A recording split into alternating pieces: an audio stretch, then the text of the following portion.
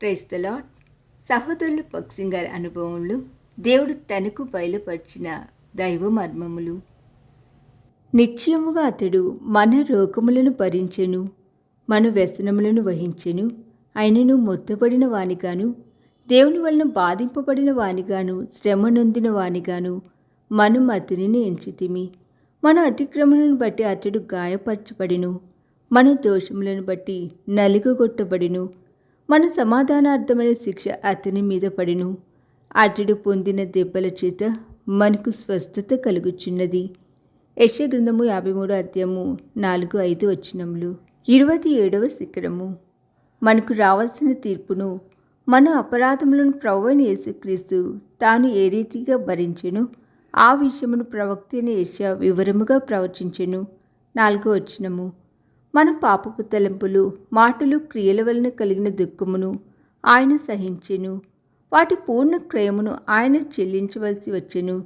మన పాపపు తలంపుల నిమిత్తము మన ప్రభువైన యేసుక్రీస్తు మనకు బదులుగా శ్రమపడెను. మనము తలంపులు, మాటలు, క్రియలందు పాపం చేయుదుము. కావున మన ప్రభువైన యేసుక్రీస్తు మన తలంపులు, మాటల, క్రియల నిమిత్తమై శిక్షను తనపై వేసుకొనెను.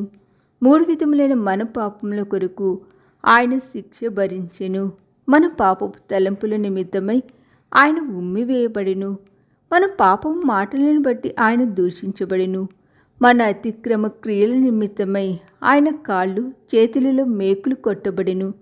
ఆయన ప్రక్కలు బల్లెముతో పొడవబడెను.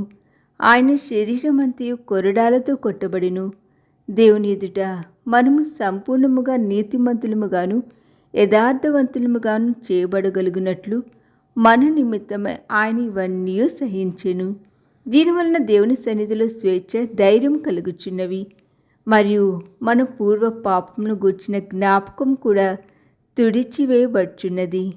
అపవాది పూర్వ పాపములను మనకు జ్ఞాపకం చేయుటకు ప్రయత్నించును. అప్పుడు మనము, ప్రభువా, అపవాది నా గత పాపమును జ్ఞాపకం చేయుచున్నాడు. అయితే ప్రభువా, నా నిమిత్తమై నీవు కొరడాలతో కొట్టబడి, బల్లెముతో పొడవబడి, ఉమ్మివేయబడి, నాపైనున్న శిక్షా విధిని తొలగించి నీ నీతిని నాకు అనుగ్రహించితివి అని చెప్పగలము. దేవుని సన్నిధిలోనికి పరిపూర్ణ స్వేచ్ఛతోనూ ధైర్యముతోనూ మనము పోగలుగుటకును, పడిపోయినప్పుడెల్లా తిరిగి లేచుటకును దీనివలన వీలు కలుగుచున్నది. కీర్తన గ్రంథం 37 అధ్యాయం 24 వచనము. మీకా గ్రంథం 7 అధ్యాయం 8 వచనము.